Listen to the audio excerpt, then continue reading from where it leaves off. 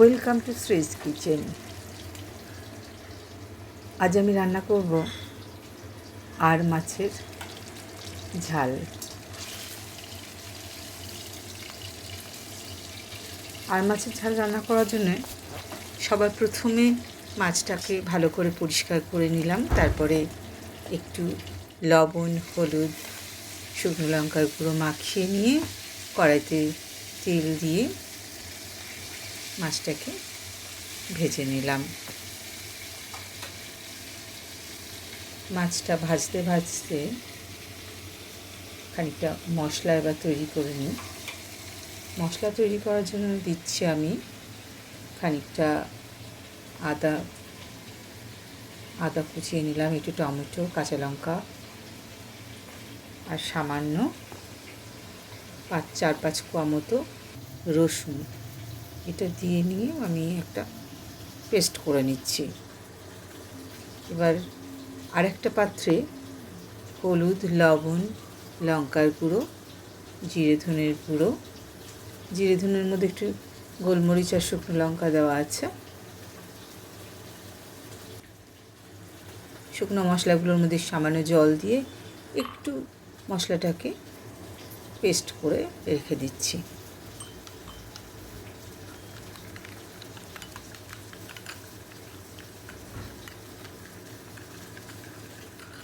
মাছগুলো সব ভাজা হয়ে গেছে।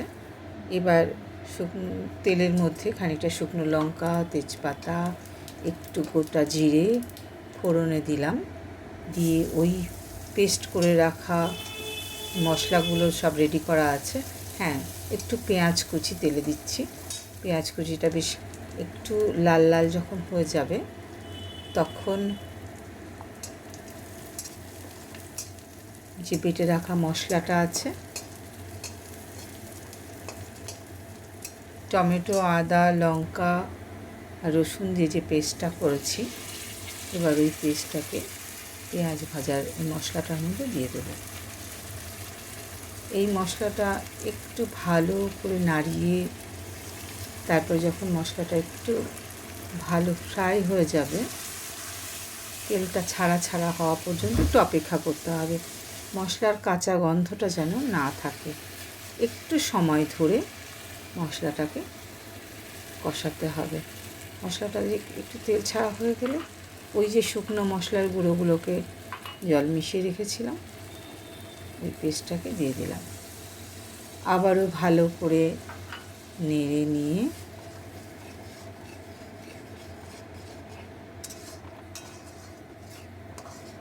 মশলাটা আবারও বেশ খানিকক্ষণ নেড়ে একটু তেল ছাড়া যতক্ষণ না হচ্ছে ততক্ষণ কিন্তু মশলাটা ভালো করে কষতে হবে।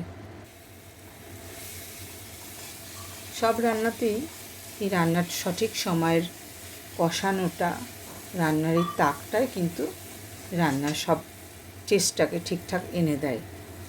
এই কষানোটাই হচ্ছে সবচাইতে জরুরি। এইবার মশলাটা কষানো হয়ে গেছে, জল দিয়ে দিলাম পরিমাণ মতো। যতগুলো মাছ আছে সেই পরিমাণ মতো আমি জল দিয়ে দিলাম।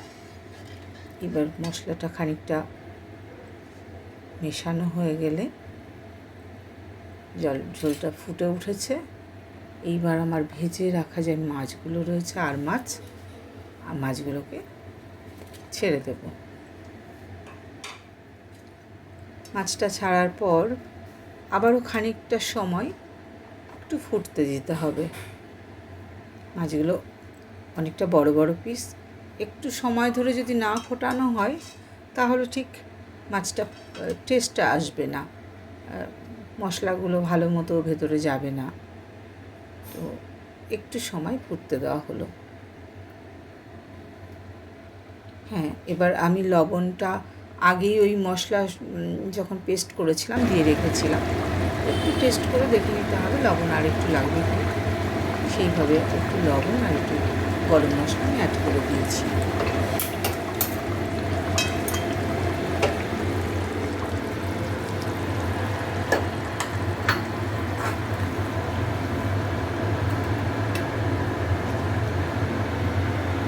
আমার রান্না রেডি।